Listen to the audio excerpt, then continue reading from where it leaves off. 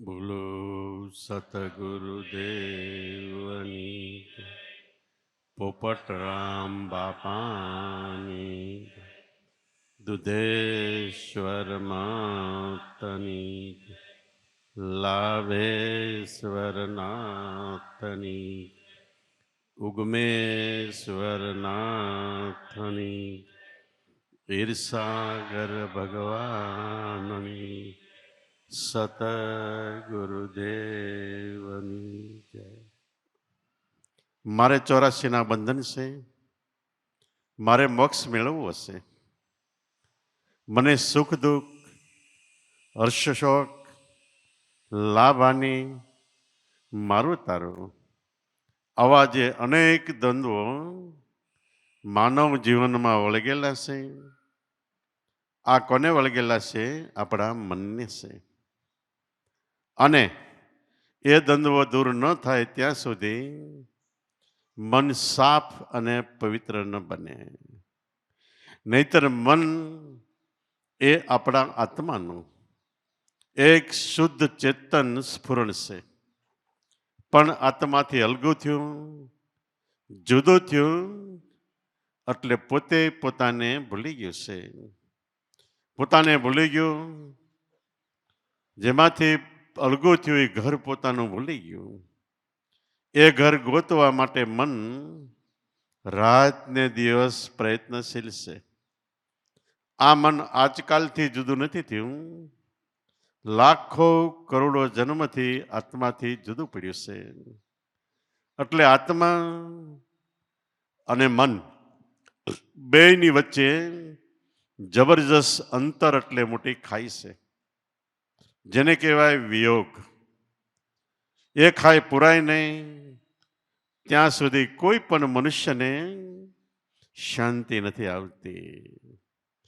અને ખાઈ પુરાઈ જાય ત્યારે મન આત્મામાં સમાઈ જાય ત્યારે મન જ નથી રહેતું. મન આત્મામાં મળી ગયું. જેમ એક પાણીનો લોટો ભરીને આપણે સમુદ્રમાં નાખી દઈએ તો આપણે જે લોટો પાણીનો નાખ્યો એ પાણી રહેતું નથી, સમુદ્ર સાથે એકાકાર થઈ જાય છે. ફરીવાર એ પાણી ગોતવા જાઉં તો મળી શકતું નથી. એવો જ ઘાટ આપણા મનનો છે. આત્મા બ્રહ્મ સાયર છે, અગાધ ગતિ છે, અપરંપાર છે. ભગવાનને જેટલી ઉપમાઓ છે, અજર છે, અમર છે, અખંડ છે, અવિનાશી છે, અગોચર છે, અવાચ્ય છે. કૃપા સિંધુ દયાનો સાગર, અધમ ઉદાહરણ, ભવજલ તારણ, જન્મ સુધારણ, નરક નિવારણ. આવી તો પરિબ્રહ્મ પરમાત્માને કેટલી ઉપમાઓ છે. આ બધી ઉપમાઓ આપણા આત્માને છે. એટલે બ્રહ્મ સાયર છે. એ જેમ પાણીનો લોટો સમુદ્રમાં નાખ્યો એમ આપણું મન બ્રહ્મ સાયર આત્મામાં એકવાર વયું ગયું પછી મન નથી રહેતું. પાણીનો લોટો સમુદ્રમાં નાખ્યો, એ પાણી આપણે જોતું હોય તો હાથમાં ન આવે, કારણ કે સમુદ્ર સાથે એકાકાર થઈ ગયું. તો મન આત્માનું એક શુદ્ધ સ્ફુરણ છે, ચેતન રૂપે છે. આપણો આત્મા પણ ચેતન રૂપે છે. જેનું જે વસ્તુ હતી એમાં વહી ગયું એટલે કામ પૂરું થઈ ગયું. જેને નરસિંહ મહેતા કે જા ઘર સે જીવ આયા, સેજે સોઈ ઘર પાયા. જે ઘરેથી મારો જીવડો આવ્યો તો સહજમાં સહેજે ગુરુ કૃપાથી આપણા પુરુષાર્થ ધ્યાન સ્મરણની મહેનતથી સહેજે સોઈ ઘર પાયા. એટલે એ ઘરમાં મારું મન ગયું. તે ઉલટ સમાણી આપમાં આપણું મન અંતરમાંથી ઉલટાઈને જગતમાં બહાર ગયું હતું, એ પાછું ઉલટાઈને આપમાં એટલે અંતરમાં આવી ગયું. ત્યારે અનહદ લક્ષ લાયા, અનુભવનો દરિયાઓ બ્રહ્મ આપણે માટે છૂટો થઈ ગયો. અને આ આપણા આધ્યાત્મિક ભજનમાંથી આ યોગ પ્રાપ્ત થાય છે. અને આ ભજન મન ઉલટાઈને અંતરમાં આવ્યું તો એ અનહદ લક્ષ પ્રગટ્યો. એમ અંતરની અંદર પરિબ્રહ્મ પરમાત્મા ભગવાન અંતરમાં એટલે આપણામાં ક્યાં પહેલો શરીર આપણું દેખાય, એક સ્થૂળ શરીર છે. આની અંદર મન બુદ્ધિ ચિત્તંકાર બીજું સૂક્ષ્મ શરીર છે. એની ઉપર ત્રીજું શરીર કારણ શરીર પવન પ્રાણ છે, શ્વાસ છે. એમાં મન આવી ગયું તો એ અનંત લક્ષ લાયા. એ મનનું ઘર છે. ત્યાં મન આત્મામાંથી છૂટું પડીને આખા દેહમાં અને જગતમાં ફરે છે, રખડે છે. તો બીજી રીતે વિચાર કરીએ તો મન એવી આ દેહમાં કઈ વસ્તુ છે કે જે આપણામાં સંકલ્પ વિકલ્પ રાત ને દિવસ જે વિચારો થાય છે એ વિચારો એ જ મન છે. મન નામનો કોઈ પદાર્થ વસ્તુ કે લોંદો આપણા દેહમાં નથી. વિચાર થાય છે એ મન છે, પણ વિચાર ક્યાં થાય છે? આ એક અકલ કલા છે. વિચાર થાય છે પ્રાણમાંથી ને પ્રાણ આત્મામાં છે. એટલે ટૂંકમાં મનનું ઉદ્ભવ સ્થાન આત્મા છે અને મન અપરંપાર ગતિવાળું છે. આખો દિવસમાં જેટલા ચિત્રો જોવે બધા અંતરમાં એ પિક્ચર ઉતારે છે. જેટલું આપણે હાલી ચાલી ખાઈ પી હરી ફરી વ્યવહાર કરીએ બધું લખાણ એની પાસે એક ચિત્રગુપ્તનો ચોપડો છે, એમાં લખાય છે. એક જિંદગીનો નહીં, આપણા જીવડાનો મનનો કરોડો જન્મનો ચોપડો. મન એટલે અંતઃકરણમાં જમા થયેલ પડેલું છે અને એક એક જીવનો બ્રહ્માંડ ભરાય એવડો ચોપડો થાય. આવું જબરજસ્ત મન છે. એ કેવું છે સમજ્યા કેમ? એક રાજધાનીનું નગર છે. એમાં પાદર એક ભિખારી આવડી તુંબડી એટલે એને માગવાનું સાધન લઈને બેઠો છે અને જે નીકળે એને કરગરે છે કે કોઈ આ તુંબડીને ભરી દો, મને સંતોષ થાય, કોઈ ભરી દો, કોઈ ભરી દો. પણ કોઈ ભરતું નથી. એમાં રાજા નીકળ્યો. રાજાએ અવાજ સાંભળ્યો એટલે એને રથ ઉભો રાખ્યો. ભિખારી સામે જોઈને, તુંબડી સામે જોઈને કે આવડી તુંબડી ભરવામાં હું પેલા વિચાર કર્યો કે એમાં અનાજથી ભરી દઉં. વળી એને એમ થયું કે અનાજથી ભરીશ તો અનાજ તો એકાદ બે દિવસ ચાલશે, પણ આની ઉપર કૃપા કરીને આ તુંબડી સોનામોરથી ભરી દઉં, મારી ક્યાં તાણી શકે. એટલે નોકર ચાકરને હુકમ કર્યો કે જાઓ રાજ્યમાં આપણી તિજોરીમાંથી આ બે તુંબડી ભરાય એટલો સોનામોર લાવો. નોકરો લેવા મીના તુંબડીમાં નાખવા. એક તુંબડી ભરાય એટલા ચોનામોર નાખ્યા તોય તુંબડી ન ભરાણી. બીજી તુંબડી ભરાય એટલા નાખ્યા તોય તુંબડી ન ભરાણી. રાજાએ વળી હુકમ કર્યો કે જાજુ સોનામોર લાવો. તે અનુચરો જાજુ સોનામોર લખીને લઈને તુંબડીમાં નાખ્યું તોય ન ભરાણું. છેલ્લે રાજા કે જેટલો સોનામોર હોય એટલું અહીં લાવો, કે ભરાય છે નહીં કે. તે લાવ્યા અને મીંડ્યા ભરવા. સોનામોર રાજ્યની ખલાસ થઈ ગઈ, તુંબડી ન ભરાણું. રાજા રથમાંથી હેઠો ઉતરીને ભિખારી પાસે ગયો કે આ તુંબડી શેની છે? આમાં કઈ એવી કરામત છે કે આ ભરાતી નથી? ત્યારે ભિખારી કહે છે કે આ બની છે ની. રાજા કહે છે ત્યારે ભિખારી કહે છે નામદાર, આ તુંબડી માણસના મનની બનાવેલી છે. એટલે મનને કોઈ દિવસ ગમે એટલું આપશો તો એ અધૂરું રહેવાનું છે. કે પરિવાર તુંબડી કે રાજાને કે આ માણસના મનની બનાવેલી છે. એમ આપણું અંતઃકરણ મન એવું છે કે જગતના ગમે એટલા પદાર્થો નાખશો ક્યારેય ભરાય નહીં. ખાવાના, પીવાના, હરવાના, ફરવાના, મોજ શોખના ઢગલે ઢગલા કરી દેવો, નહીં ભરાય. અને એની સામે સોનામોર જેવા દ્રવ્યો નાખશો તોય પણ નહીં ભરાય. ગમે એટલા સત્કાર્યો નાખશો તોય આપણું મન ધરાહે નહીં અને ભરાહે નહીં. તોય મનને એમ રહે માલિપા અંતરમાં કોઈ પણને, રાજા હોય, વિદ્વાન હોય, પંડિત હોય, ધારાશાસ્ત્રી હોય, પ્રધાન હોય, શ્રીમંત હોય, તોય મનમાં એમ રહે કે હજી કંઈક મારા જીવનમાં ઓછું છે, ઘટે છે, ઓછું છે, ઘટે છે. તો તુમડી ભરાતી નથી, એટલે ઘટતી વસ્તુ પરિપૂર્ણ થતી નથી. એ ક્યારે થાય? કે જ્યારે મન જેમાંથી પ્રગટ્યું એમાં સમાય ત્યારે. તો સંતોષ મનને ક્યારે થાય? માણસને બે વસ્તુથી સંતોષ થાય છે. એક બહુ ભૂખ્યો હોય અને ખાવા બેસે, લાડવા જેવા મિષ્ટાન બનાવ્યા, 1 2 3 4 5 6 7 8 આપે, ખાઈ જાય, પછી કે હજી લો, હવે નથી હાલે. તોય 2 3 ખવડાવીને પછી આપણે પરાણે કઈ લે, ભાઈ સાહેબ હવે રહેવા દો, ત્યાં ઊભો રહી જાય, થાકી જાય કે હવે નહીં હાલે, સંતોષ ત્યાં પામી જાય છે. તો આપણા મનને જે ભોગ જોઈશે એ ભોગ, કયો ભોગ જોઈશે? સમરણ શક્તિથી મનને ખીલે બંધાવવું છે નામને. એ ભોગ મળશે તો જ મન સમજશે. એટલે મહાપુરુષો કે સદગુરુના વચન હૃદય ધરો કા ફર્યો વાંજણીઓ જેવા. 100 વાતો સાંભળી તોય નર રહે એવા ને એવા. સદગુરુનું વચન હૃદયમાં ધરીને, વાંજણી એટલે બચ્ચા ન હોય એ સ્ત્રી નહીં, પણ જેનું મન ભક્તિમાંય નથી અને સંસારમાંય નથી, એવું અતોભ્રષ્ટ તત્વભ્રષ્ટ મન છે, એને વાંજણીઓ કીધી છે, વ્રતિને.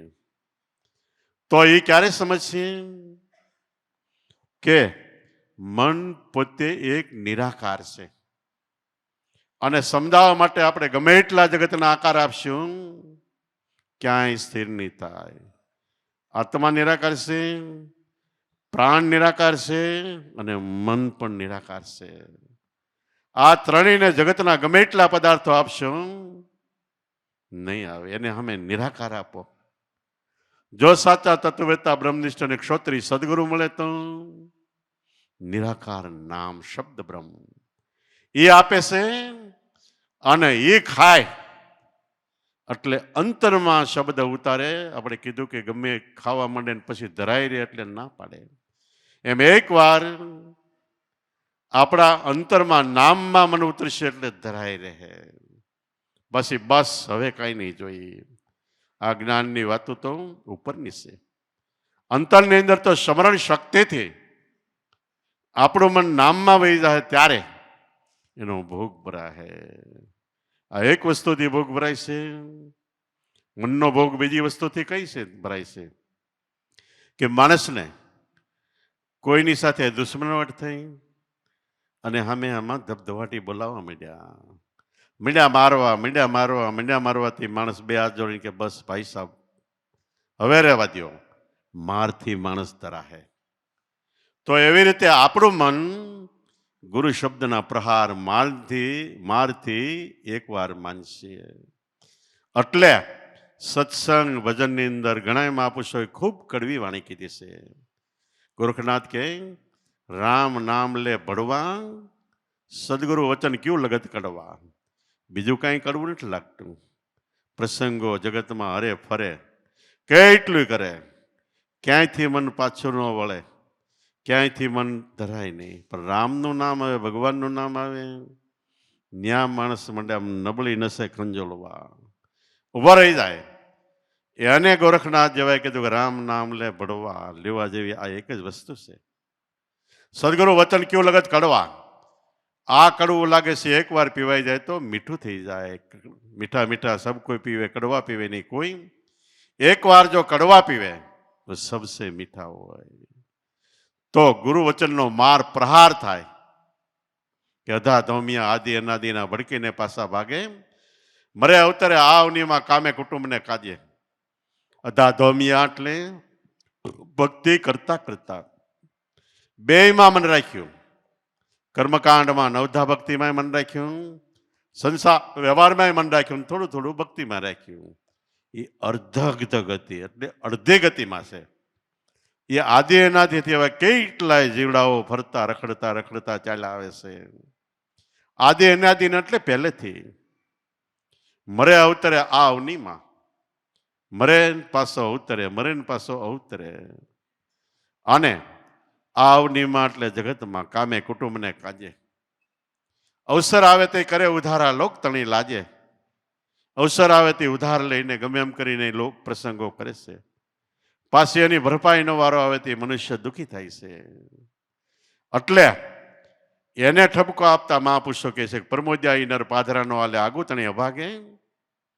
આવો અમીરસ પિતા અબખે પડે એટલે સલીલ સળી જાય બીજા સ્વાદે અધા ધોમી આદિ અનાદિના. એને ભક્તિનો ભાવે ને ભડકીને પાછા ભાગે. પરમજા એટલે મહાન ઉપદેશ. જે ઉપદેશ લઈને જગતમાં સંતના સંત મહાપુરુષો દેવી દેવતા છેલ્લે અવતારી પુરુષો રામકૃષ્ણ જેવા થતા આવે છે એ ઉપદેશ મળ્યો. અને જે ઉપદેશ લે નામના આધારે અનંત બ્રહ્માંડો છે, આકાશ થાંભલા વગર પૃથ્વી શેષ માથે જગતમાં વાયુ વાય વરસાદ વરસે, પ્રાણી માત્રનો જીવનનો આધાર ને આપણું જીવન નામથી છે. નામ નીકળ્યું એટલે ના નામી એ ઉપદેશ આપ્યો, પ્રમોદ આપ્યો એટલે એ ઉપદેશ આપ્યો. છતાંય પાધરા નો હાલે, હરખા નો હાલે. રાધાને કૃષ્ણ ભગવાને નામનો બોધ આપ્યો એટલે નાભી પરાનું નિર્ભય સ્થાન ગુરુ વચન છે, અહીંયા કાળ મહાકાળ આવતો નથી એવું સમજણ આપી. અને નામ સર્વોપરી પરિબ્રહ્મ પરમાત્મા ભગવાન છે, એમાંથી રામકૃષ્ણ જેવા અવતારી પુરુષો થતા આવે છે. આ વાત આપણી નથી, ભાગવતની છે. છતાંય રાધા બહાર જાય છે ત્યારે કર્મકાંડમાં નવધા ભક્તિમાં જાય ત્યારે કૃષ્ણ ભગવાન આડા ઉભા રહે છે. ક્યાં જાશો? મેં તને કોઈ ઉપદેશ આપ્યો કોઈ જેવી તેવી વસ્તુ છે? જે ઉપદેશ લઈને સંતના સંત મહાપુરુષો દેવી દેવતા થતા આવે છે એ મૂળ વસ્તુ આપી છે. આ છોડીને ક્યાં જાય છે? માર્ગમાં કૃષ્ણ આડા ઉભા રહ્યા. ગઢ ગોકુળથી ઉતરી ગોવાળન. ગઢ ગોકુળ એટલે નાભીપરામાંથી ગોવાળન આપણી સુરતા બહાર નીકળે. અને મથુરાને માર્ગે એટલે કર્મકાંડ નવધા ભક્તિ પુણ્યદાનને માર્ગે જાય છે તે આડા ગુરુમાં જ ઉભા રહી જાય છે. તું ક્યાં જાશો? કૃષ્ણ આડા ફરી વળ્યા, બેયની વચ્ચે ઝઘડો થાય છે. તે રાધા કૃષ્ણને કે મારગડો મારો મેલી દેવ મોહનજી, મધુપુર મારે જવું છે. સોચ ભર્યા સિદ્ધને આવો છો, ધન દેખીને ધાવું છે. ગોરસનો વેપાર અમારો, એમાં તો કંઈક કમાવું છે. પ્રીતમનો સ્વામી એમ કે છે, રાધા કહે છે કૃષ્ણને તારે લૂંટીને ખાવું છે. કૃષ્ણને કહે છે, ગુરુમાં ઠપકો આપે તો કે પણ એમાં શું વાંધો, બધીએ જવાય, બધું કર્મ થાય, બધું કરાય. અને કેટલાય કર્યું. કૃષ્ણ કહે છે છતાંય રાધા માનતી નથી. આપણો ઘાટ પણ અડધાનો એવો થાય છે. પણ જો માની જાય તો બેડો પાર થઈ જાય. છેલ્લે માનવું જ પડે છે. પણ પહેલેથી માની ગયા તો એકડો એક થઈ ગયો. આપણો જન્મ વખતે એકડો એક આત્મા હોય છે, મરણ વખતે એકડો આત્મા હોય છે. વચ્ચે જો એકડો થઈ જાય તો એ ક્ષણે મારે જન્મ મરણ નથી. અને આત્માની ઓળખાણ થઈ જાય ત્યારે કરોડો જન્મનો મનનો ભટકાર મટી જાય. કરોડો કર્મ પાપનું કરજ હોય એ પણ બળીને સાફ થઈ જાય છે. તો આવી રીતે ગુરુ શબ્દનો પ્રહાર માર પડશે.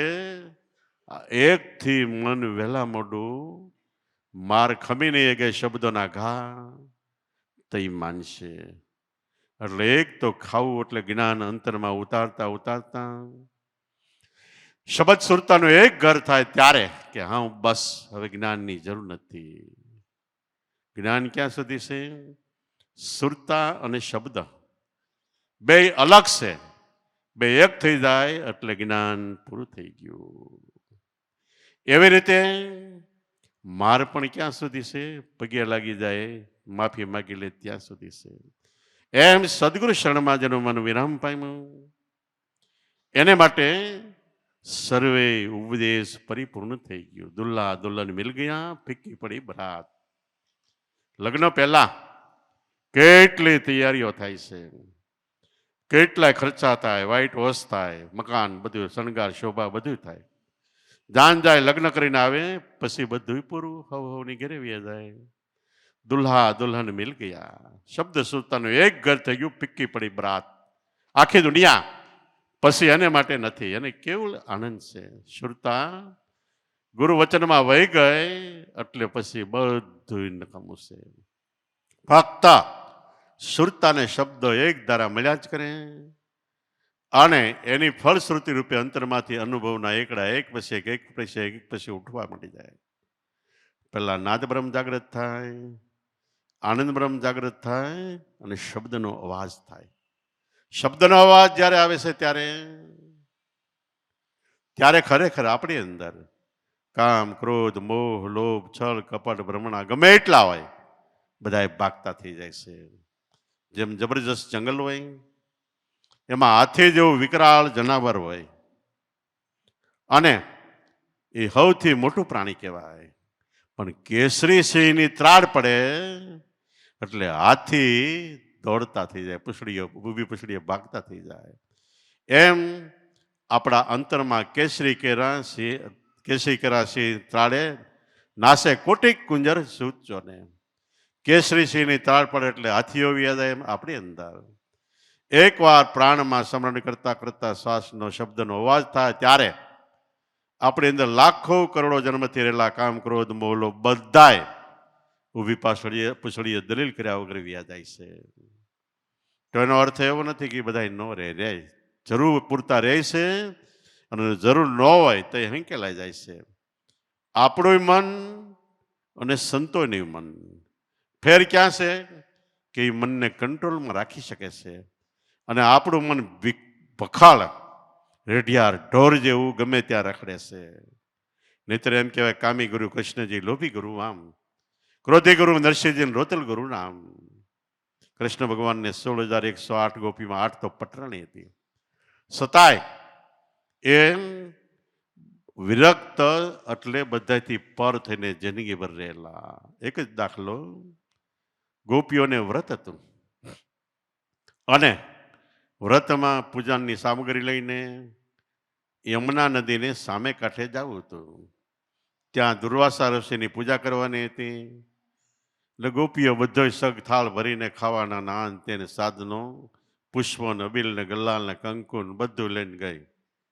યમુના નદી આવી એટલે ઉભી રહી ગઈ કે આ બે કાંઠે વહે છે ને હોડી નથી, સામે કાંઠે કેમ જવું? ત્યાં કૃષ્ણ નીકળ્યા. કૃષ્ણ નીકળ્યા કે કેમ ઉભી રહી ગયું? તો કે સામે કાંઠે જાવ, વહી જાવ કે આમાં પણ કેમ જવું? કે તો કે તમે યમુના કાંઠે બધી ઉભી રહીને એક સ્વરે બોલો કે કૃષ્ણ જો બાળ બ્રહ્મચારી હોય તો યમુના મૈયા અમને માગ આપજો. બધે એકી અવાજે આરાધ કર્યો તો યમુના નદીમાં કેડી પડી ગઈ, સામે કાંઠે વહી ગયું. સામે કાંઠે દુર્વાસા હતા, પગે લાગીને અબીલ ને ગલાલ ને પુષ્પ ને હાર ને આરતી ને પૂજન ને મહાઆરતી કરી છેલ્લે. અને પછી ગોપીઓ કોઈ શીરો ને કોઈ કાંઈ બધું લાવીને આવી હતી. 108 ગોપી, 16,108 ગોપીઓ એ થાળ ધરતા જાય ને દુર્વાસા આરોગતા જાય, સાફ કરી ગયા. પછી જવાનો સમય થયો, ગોપીઓ અંદર અંદર ઘૂસપૂસ કરવા માંડી કે હવે આપણે કેમ જવું? કે દુર્વાસા કે દીકરીઓ કેમ ઘૂસપૂસ કરો છો? તો કે અમારે યમુના નદીને સામે કાંઠે જવું છે, કે હજી અમારા ઘર ક્યાં છે? કે ભાઈ જાઉં પાણી હાલે છે, કેમ જવું? તમે આવ્યું કેમ? તો ગોપીઓ કહે છે કે તે તો કૃષ્ણે મોકલી. કૃષ્ણે એમ કીધું કૃષ્ણ બાળ બ્રહ્મચારી હોય તો યમુના મૈયા અમને માગ આપજે, માગ આપી દીધો. તે દુર્વાસા કે તો હવે એમ કહ્યું કે દુર્વાસા બાળ ઉપાસી હોય, હવે 16,108 થાળ ખાઈ ગયા તોય કે ઉપાસી એમ કયો. ગોપીઓ એકાબીજી તાળી પડીને દાંત કાઢવા મળી, આ કેટલું ખાઈ ગયો તોય ઉપાસી. દુર્વાસા કહી તર્ક કરો માં, હું કહું એમ કરો. યમુના નદી કાંઠે ઉભા રહીને કીધું દુર્વાસા જો બાળ ઉપવાસી હોય તો યમુના મૈયા અમને માગ આપજે, કેડી પડી ગઈ. તમે ખાઓ પીવો, હરોફરો, મોજ શો કરો, ભોગવો, છતાંય મન ક્યાંય લુલોપ ન થાય તો તમને કોઈ પ્રકારનું બંધન નથી. તમે કામને રાખો પણ કામ તમને રાખી ન લેવો જોઈએ. ક્રોધને રાખો પણ આપણા જીવનને બરબાદ ક્રોધ ન કરવો જોઈએ. મોહને રાખો પણ મોહમાં આપણે બંધાઈ ન જવા જોઈએ. નોકર રાખો પણ નોકર ગરજણી ન થઈ જવો જોઈએ. ખિસ્સામાં સાકું રાખો પણ સાકું આપણને સરખા ભરકા ન કરવું જોઈએ. એવી રીતનું જે જીવન છે એ જીવનને નિર્લેપ કહેવાય છે. એટલે કોઈ જાતનું લેપન છે પણ એને ન લાગે. કામી ગુરુ કૃષ્ણજી, લોભી ગુરુ વામન ભગવાન બલિરાજાએ 99 યજ્ઞ કર્યા, હોમો યજ્ઞની તૈયારી હાલતી હતી. તા ઇન્દ્ર વામન ભગવાન પાસે ગયા, વિષ્ણુ ભગવાન પાસે, આ 100 યજ્ઞ પૂરા કરશે ભલી તો મારું ઇન્દ્રાસન લઈ જાહે કે મારી જે પદવી બધી લઈ જાહે કે આનો યજ્ઞ અટકે એવું કંઈક કરો. તે વિષ્ણુ ભગવાન 2.5 ફૂટનું રૂપ લીધું અને હાથમાં ઠગુક ઠગુક લાકડી લીધી એવડી 2.5 ફૂટની, અને જ્યાં યજ્ઞ હાલે છે ત્યાં જાય છે. નજીક ગયા ત્યાં બલિરાજાના ગુરુ શુક્રાચાર્ય, રાક્ષસોના ગુરુ શુક્રાચાર્ય હતા. એણે કીધું જો ઓલો હાલ્યો આવે ને એ વામન નથી, ઝીણકો ઠીંગડો નથી, એ તો બહુ મોટો છે કે એ જે માગે એ હા નહીં પાડતો. હજી એમ કહીશ તો ઓલો આવી ગયો ભિક્ષાન દે. હવે યજ્ઞનો એવો નિયમ છે કે જો તમે માગે કોઈ પણ આવીને ન આપો તો યજ્ઞ ફેલ જાય, નિષ્ફળ જાય. એટલે બલિરાજા કે માગો, તો કે મારે તો ખાલી 3.5 ડગલા પૃથ્વી જોઈશ કે. એ કે આપી માપી લ્યો. કીધું માગી તઈ 3.5 ફૂટનું રૂપ હતું. લેવાની થઈ, માપવાની થઈ. બલિરાજાના આખા જગતનું રાજ્ય હતું. પગ પાતાળમાં માથું આકાશમાં એવડા થઈ ગયા. 1 ડગલું 2 3 માગ્યા હતા, આખી પૃથ્વી લઈ લીધી. હજી બલિરાજા કે હજી વામન કે હજી મારે 1/2 ડગલું બાકી રહ્યું કે. તો બલિરાજા કે એમ કરો, આ મારો દેહ શરીર છે એ પૃથ્વી તત્વનું છે, આ લઈ લ્યો. એની માથે પગ મૂક્યો. પણ બલિરાજા ગુરુ બાળક હતા, એને અંગૂઠો પગ પોતાના અંતરમાં લઈ લીધો. પાતાળમાં આવી ગયા, પણ પાતાળમાં એને શરણ ન મૂક્યા તો બ્રહ્મા વિષ્ણુ મહેશ ત્રણેયને 4 મહિના શોકી કરવાનો એની પાછળ વારો આવ્યો. તો જે માગવું તો તે 2.5 ફૂટ ને લેવું તો તે આકાશમાં આંબે એવડા. ત્યાં કેવડો મોટો લોભ કર્યો. છતાંય એ ખરેખર ભગવાન કહેવાના. અને એમાં બીજી ખૂબી કઈ કે 2.5 ફૂટના હતા તે એના હાથમાં લાકડી, દંડ એટલે લાકડી હતી. એ પણ 2.5 ફૂટની હતી, પણ એ જેવડા ઊંચા ગયા લાકડી એવડી વહી ગઈ. એટલે કહેવાય છે કે બળ છે બળ હોત હે જીવ, વામન કે દંડ. વામન છે વિરાટ ભાઈએ દંડ ગયે બ્રહ્માંડ. વામનમાંથી વિરાટ રૂપ ધારણ કર્યું તો દંડ હતો એ બ્રહ્માંડમાં વહી ગયો. એટલે મોટાની સેવા કરો, પણ મોટાને યથા યોગ્ય માનીને, સ્વાર્થ માટે નહીં. તો આપણી જે નાનામાં નાની સૂક્ષ્મ ગતિ છે એ પણ વિરાટ બની જાય છે. સંતો બધા જન્મથી મહાપુરુષો નહોતા, પણ એવા કર્મ કર્યા સદગુરુ શરણમાં રહીને તો કર્મથી મહાન થયા. એટલે તો ખરેખર લોભી ગુરુ આમ, ક્રોધી ગુરુ નરસિંહજી. પ્રહલાદની માથે એક પછી એક કસોટી પડી. છેલ્લી કસોટીમાં 66 મણનો સિકોટા કર્યો થાંભલો હરણાકશે ધગાવ્યો. પ્રહલાદને કે અને બધ ભરી લે. તારો ભગવાન તો કે આમાં છે, બધી છે, ભરી લે બધ. પેટવા જાય છે. બ્રહ્માંડ ફાટે એવો કડાકો થયો. એમાંથી નર સિંહ, માણસ સિંહના જેવો આકાર જન્મો. એમ નથી જન્મતો, પણ માણસનામાં સિંહની જેવી જબરજસ્ત તાકાતવાળા ભગવાને અવતાર લીધો. થાંભલો ફાટ્યો એટલે શ્વાસ ઉશ્વાસનો થાંભલો. એમાંથી શબ્દ બ્રહ્મની ભાન થઈ, એ ફાટ્યો એટલે શ્વાસ ઉશ્વાસના ભેદની અંદરથી સૌ કોઈને પ્રગટ ભગવાન મળશે. પ્રગટ પ્રાગટ્ય આપણા શ્વાસમાંથી થાય. અને હરણાકૃષ્ણને પકડ્યો, ઊંડાણમાં લીધો એટલે ખોળામાં લીધો. પકડીને કે અત્યારે તારા વરદાન, તો કે મારા વરદાન મને સાબિત રહેવા દીજો. ત્યારે ભગવાન કે કાંઈ વાંધો નહીં. હરણાકૃષ્ણ કે નરસિંહ ભગવાન કે વાંધો નહીં. અત્યારે દિવસે કે રાત બરોબર સૂર્ય અસ્ત. સ્વરૂપ અનુસંધાનમાં શ્વાસ ઉશ્વાસના ઘરમાં જાય, ઉશ્વાસ શ્વાસના ઘરમાં જાય તો સંધિ થાય છે. સંધિ થાય છે ત્યારે આપણા અંતરની અંદર ઢોલ નગારા આરતીઓ વાગે છે. ને એ આપણે જગતમાં સંધિ થાય સાંજે ને સવારે તઈ ઢોલ નગારા બધા આરતીઓ કરે છે. તો દિવસે નથી, રાત નથી. જ્યારે આપણી સુરતા ગુરુ વચનમાં હોય, જેને કબીર સાહેબ કે ધ્યાન મધ્ય સુધરના આસન અમર્યું કરના. મધ્યમાં એટલે શ્વાસોશ્વાસમાં ધ્યાન હોય તો એ આપણું આસન દ્રઢ અમર થઈ જાય છે. ત્યારે સંધિ થાય છે. તો કે અત્યારે સંધ્યા છે, દિવસ રાત્રિ કાંઈ નથી. આપણે અંતરમાં વ્યા જઈએ દિવસ રાત્રિ સુખ દુઃખ હર્ષ શોક મારું તારું હું તું કોઈ દ્વંદ્વ નથી રહેતા. પછી કે ઘર છે કે બાર છે, પ્રાણ છે એ બારે નથી અને ઘરમાં નથી, બધે આર પાર બધે છે, પવન ક્યાં નથી. પછી કે નખ લીલા છે કે સૂકા છે, તો ચેતન સ્વરૂપ છે લીલું પણ જળમાં ગયું એટલે લીલું સૂકું બે થી પર થઈ જાય છે. લીલોય નથી સૂકું નથી. પછી કે નખ વધાર્યા કે આ લોઢું લાકડું કોઈ હથિયાર છે કે નથી.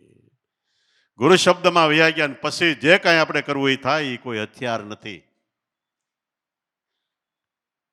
મહાભારત યુદ્ધમાં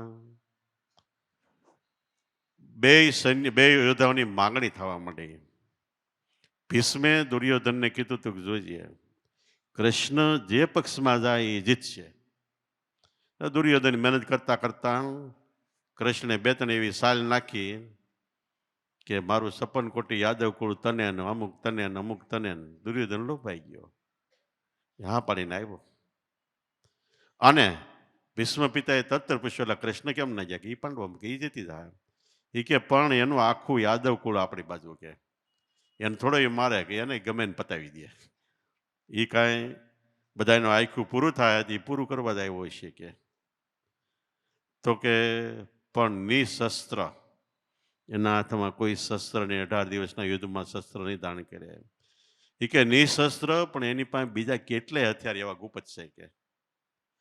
એટલે ગુપ્ત હથિયાર મહાપુરુષોના ચોથા મહાકાણ દેહમાંથી પ્રગટ થતો ધ્વનિ એ ગુપ્ત હથિયાર છે. અને એ કે અત્યારે કોઈ હથિયાર છે કે નહીં. પછી એમ કહેતા કહેતા કહેતા કે હરણાકશે માગ્યું તું 12 મહિનામાં મોત નહીં.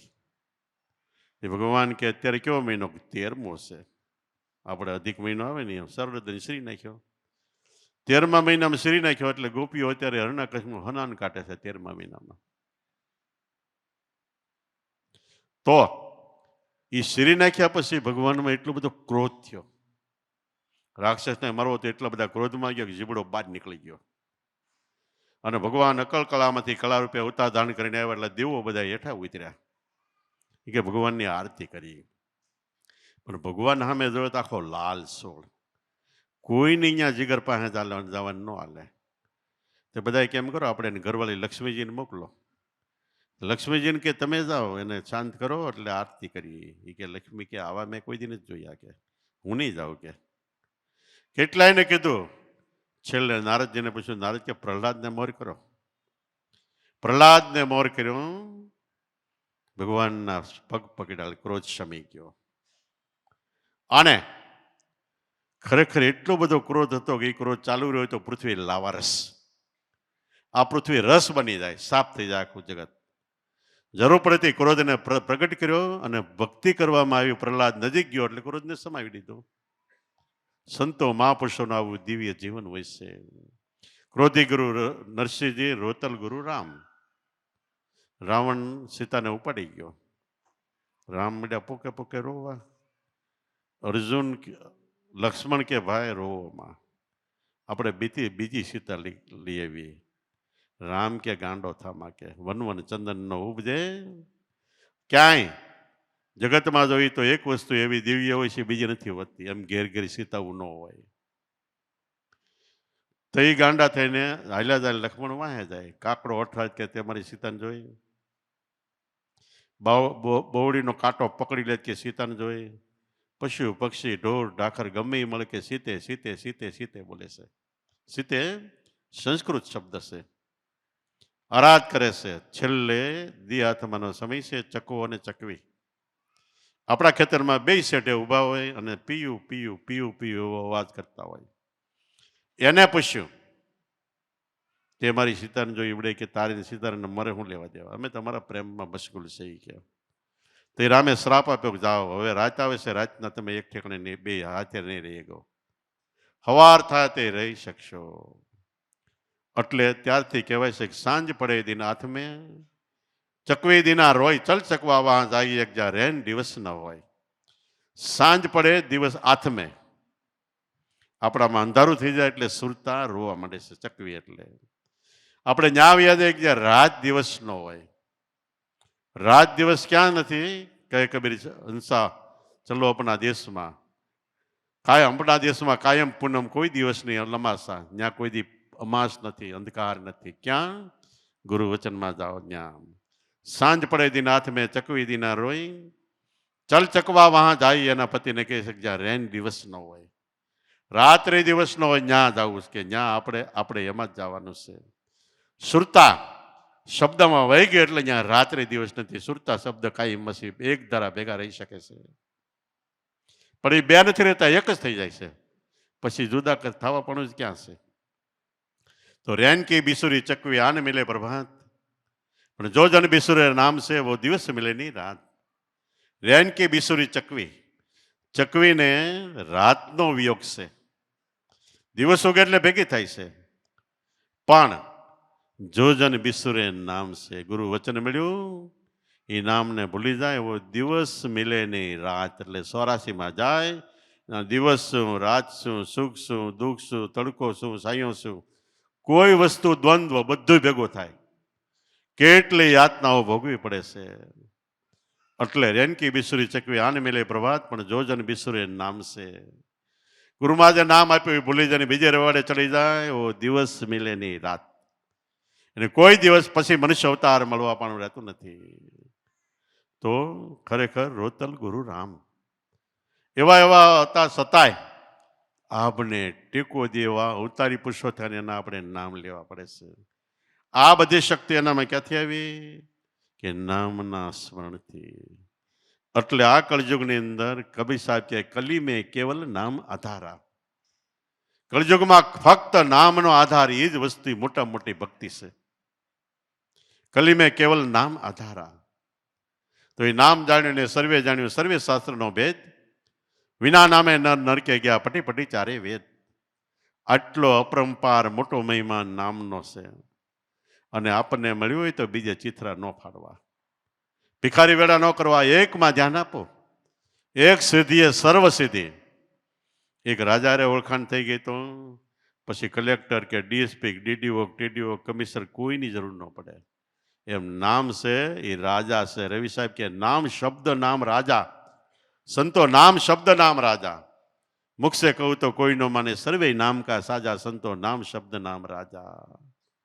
આવું નામ કેટલાય જન્મની કમાઈ ભેગી થાય તે મળે છે, એ આપણને મળ્યું છે.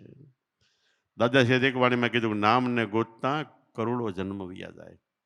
તો આપણા વયા ગયા છે અને કમાઈ ભેગી થઈ છે તે મળ્યું છે. મળ્યું છે અને કોઈ પણ હિસાબે મુકાઈ ન જાય એ ધ્યાન રાખવાનું. અને મુકાઈ જાય તો ફાયદા વેરાઈ જાય. વાંદરી હોય, બચ્ચાનો જન્મ આપી દે, જન્મ થયો હોય અને વાંદરીને તરત આઘું જવું, બચ્ચાને ખાલી આમ શાન કરે, અડે તો વાંદરીને બચ્ચું સોટી જાય. પછી વાંદરી કદાચ ગમે એવડા ઠેકડા મારે, બચ્ચું મૂકતું નથી, એની માને નથી મૂકતું. તમે વિચાર કરો કે ઊંચો ઠેકડો મારતો જો મૂકી દે તો, બચ્ચું માને મૂકી દે તો ફેદા વેરાઈ જાય. એમ આપણને ભક્તિરૂપી માં મળી છે. કોઈ પણ હિસાબે ક્યારે એ મુકાય ને એ કાળજી રાખો. આપણે ન મૂકીએ તો સદગુરુ તો લબે હાજર છે, કોઈ દી મૂકવા નથી. એને તો એવી ભાવના છે કે મનુષ્ય માત્ર દેવ બને, રહે સ્વરૂપે ખેલતા. માણસ નો રહે, દેવ બની જાય સ્વરૂપ. એટલે અંતર આત્મામાં 24 કલાક ખેલા કરે. આવી દરેક મહાપુરુષો દેવી દેવતાની ઈચ્છા હોય છે. અને ઈચ્છા પરિપૂર્ણ ત્યારે થાય કે નામનું શ્રવણ કરતા કરતા, એકવાર નામનું શ્રવણ કરતા કરતા આપણે ખોવાઈ જઈએ. ક્યાં બેઠો, મારું નામ શું, જગત શું, બધું ભાન ભૂલાઈને નામમાં વ્યા જાય. એટલે તરત જ આપણો બેડો પાર થઈ જાય છે. તો આવી રીતે સેવા, સત્સંગને શ્રવણ તનનો પાયો મજબૂત કરીને એમાંથી જ્ઞાન, ધ્યાનને આધીનતા પ્રગટી છે. અને દરેક મહાપુરુષોએ ભક્તિ કરી. એટલે શું કર્યું? તમે જે નામનું શ્રવણ કરો એ ભક્તિ કરી. પહેલો યુગ, બીજો, ત્રીજો, ચોથો, બધા યુગમાં ભક્તિ એક જ હતી. 4 યુગના ત્યાં 4 મહાત્મા, ચારે માંડ્યા હતા પાઠ, પણ ચારેની એક જ કનેરી, કિનારો નામનો એક જ છે. એને જ બીજા મહાત્માએ કીધું ક્ષત્રિય છે મન મણીને ઈચ્છા, એકેય ન ઈચ્છા કામી, અસલ યુગના આશે દ્વારા એમાં બેઠા છે અંતર્યામી. 33 કરોડ દેવતાના ઉગારામ દાદાના વખતમાં 3 કરોડ બીજા 36 કરોડ. એ 36 કરોડ બધાએ મનથી મણી એટલે નામની ઈચ્છા કરી. એકેય ન ઈચ્છા કામી એટલે જગતના સુખની ઈચ્છા ન કરી. અસલ યુગના આ દેહ દ્વારા, અસલ યુગનો આ દ્વાર છે પરિબ્રહ્મ પરમાત્માને ઘેરે જવાનું. એમાં છે બેઠા અંતર્યામી. 12 મળ્યા છે અંતરમાં, એમાં બેઠા છે. તો મૂળ ભક્તિનો સાર ભેદ આ છે. વાતું તો અપરંપાત છે.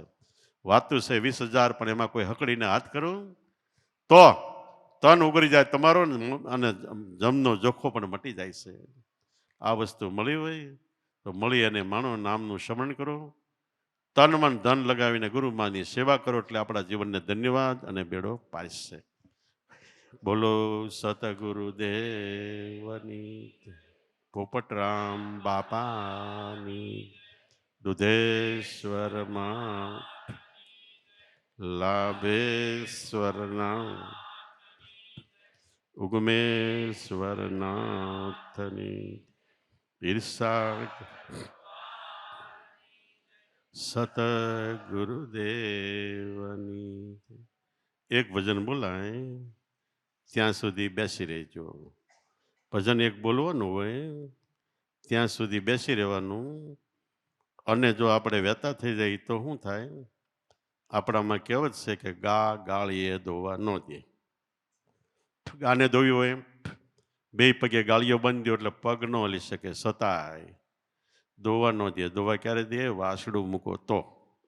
એમ આપણું મનરૂપી વાસડું જો બીજા આટા મારતું હોય તો ગૌ એટલે ગાય ભક્તિનું દોહન ન થઈ શકે. એટલે ઠેઠ સુધી બેસવાનું. થોડીક વારમાં કાંઈ આઘું પાછું થઈ જતું નથી. એટલે એક ભજન બોલ્યા ત્યાં સુધી બેસજો.